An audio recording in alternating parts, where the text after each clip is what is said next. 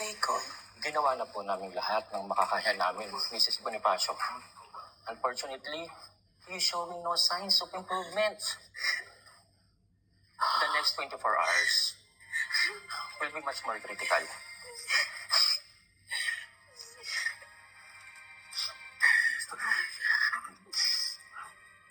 Ano pong pabayaan ni Lolo ko?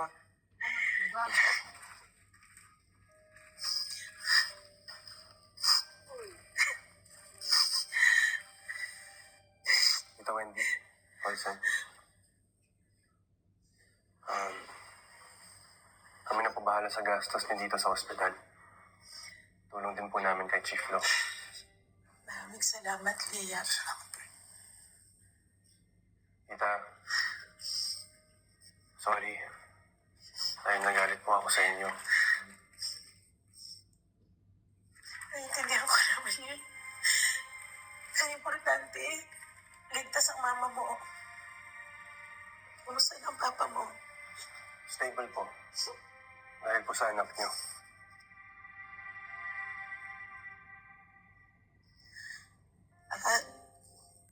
Maiwan ko na muna kayong dalawa. Punta ko lang doon. Sige. Hinihintay ko na lang. Salamat, Liam. Sige po, tita.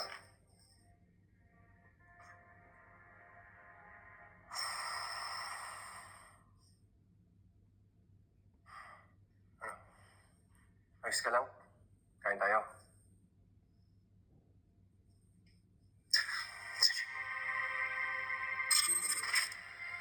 Malapit na tayo. Pag nakuha ko yung milyones ko, magbabagong buhay kami ni Mila. Mag-ibang bansa kami. Saan kaya mas bagay yung anak namin? Sa US? Europa? Dado, problema mo, tol. Malapit na tayo sa kayamanan natin. Wala, sayang lang.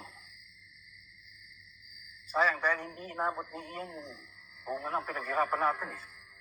So, umpisa pa lang, hindi naman lang pera ang habol ko dito eh. Atraso ng mga rohang eh. Nung dinevelop na nilang isa, pinalayas kami. Ganun kadali. Pinalayas kami, Ian!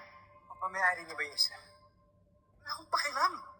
Kung may-ari ang mga roha, wala akong pakialam. Binabawi ko lang kung ano yung sa atin. Mga sakim sila. Ian! Ian! Ian!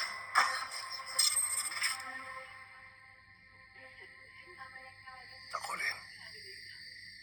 Nung nakuha ko rin yung cut ko, at naitakas ko na si Lenny sa ospital,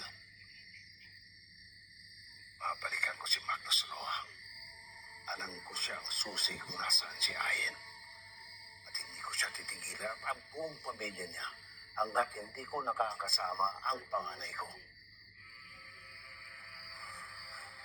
Natulungan kita, boss. Malaki ang utang na loob ko sa inyo. Kami ni Kuya.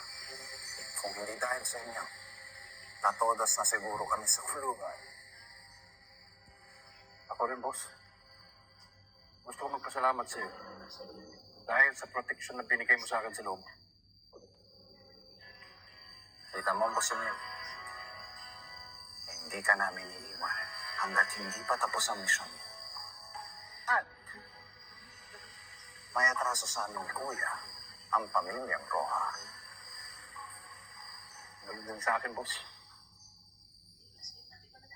Sa tingin niyo, ba't ko kayo sinama dito para lumusot dito? Dahil alam ko na kayong lahat ay gustong singilin sa mga Roa. At hindi tayo titigil hanggat hindi tayo nakakaganti sa kanila. Yes, sir.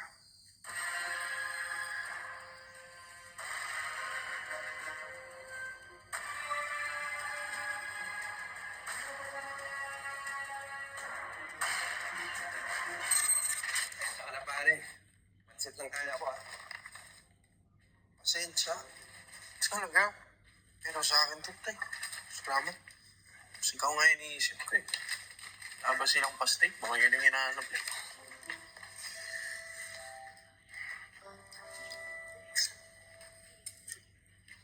Patapos na lahat ang pinagdaanan natin.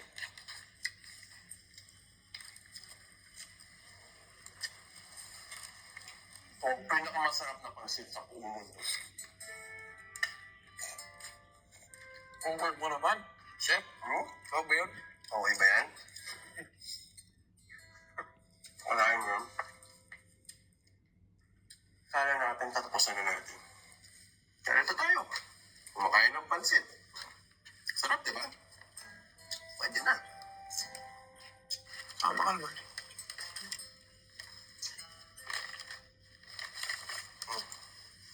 Para sa nanay mo. Salamat, pre. Salamat din. Dahil sa'yo, makakasalo ko pa si Papa sa pagkain.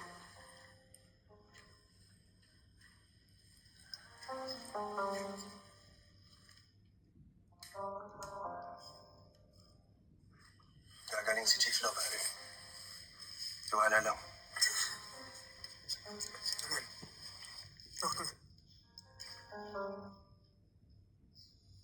Pero yung sa papa mo, pre.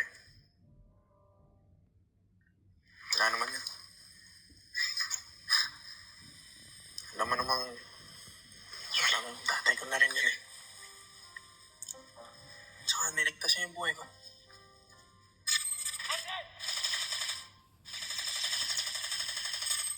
Niligtas pa rin naman buhay ko eh.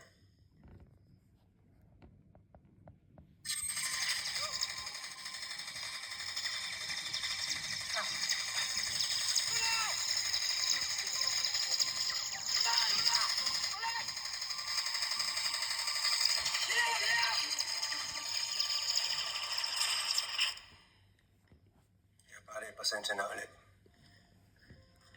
Sinisi ko nanay mo dahil sa nangyari kay mama. Samantalang mas malala pa talaga yung ginawa ko sa inyo dati.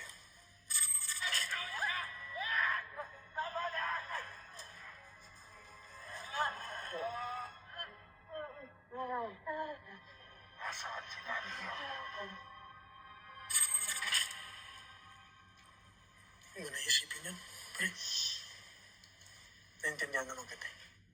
Ako din naman. Naisip ko, yun din naman gagawin ko po. Ako na sa pwesto mo. Lahat naman gagawin natin. Para sa pamilya. Mas. Mali man. Oo. Tama. Ba?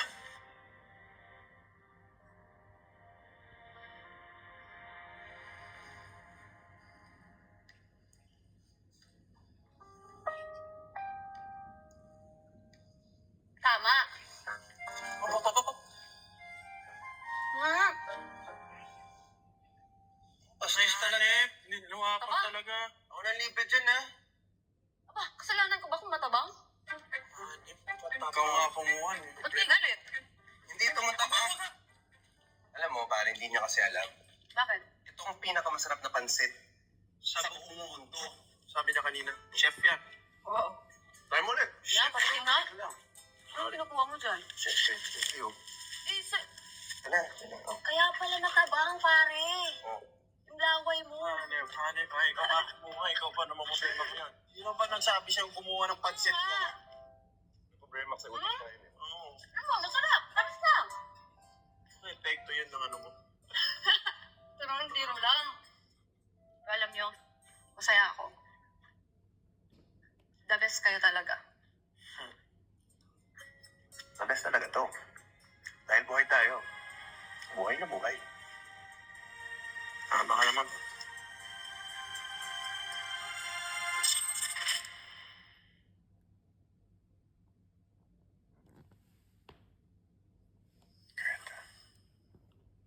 Magpahinga ka muna.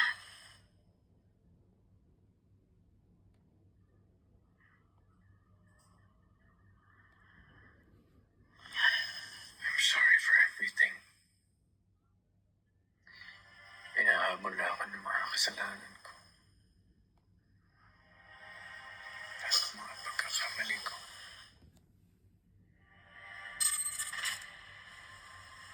As promised, you complete the townhouse. Sayo na siya.